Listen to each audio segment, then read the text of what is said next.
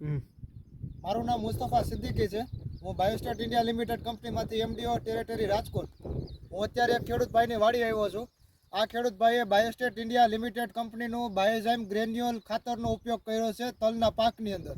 તો આપણે આ ખેડૂત પાસેથી અભિપ્રાય લઈએ. હું ભાઈ તમારું આખું નામ? મારું નામ મહેસાણીયા ઇસ્માઇલ નૂર મોહમ્મદ. તમારું ગામ? કેરાળા. તાલુકો? વાંકાનેર. જિલ્લો? મોરબી.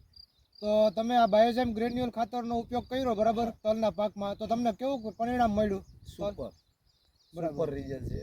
ગ્રીનરી સારી એવી આવી અને ટૂંક સમયની અંદર ગ્રોથ, વિકાસ, ફૂલ ડાળી એક નંબર. બરાબર. તો તમે કેટલું બાયોઝાઇમ ગ્રેન્યુઅલ પાયામાં તમે કેટલુંક નાખ્યું?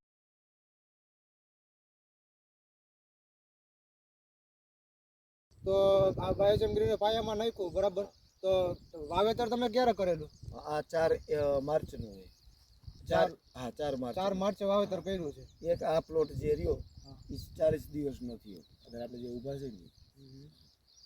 તો ખેડૂત ભાઈઓ આપણે જોઈ શકો છો તમે કે આ ભાઈએ વીઘે એકરે 10 કિલો બાયોઝાઇમ ગ્રેન્યુઅલ ખાતરનો ઉપયોગ કર્યો છે પાયામાં. તો તલની અંદર સારી ફૂટ છે, સારો વિકાસ છે, તમે આ વિડીયોમાં જોઈ શકો છો.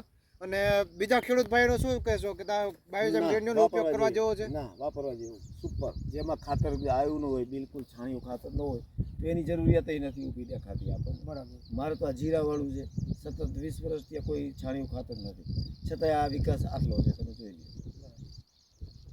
અને પ્લસ કપાસની અંદર હું ફરજિયાત વાપરવાનો છું આ બાયોઝાઇમ ગ્રેન્યુઅલ. એ છે. પછી મારી મોટી ખેતી તો બકાલાની છે, એની અંદર હું વાપરીશ પાયા તરીકે. બરાબર.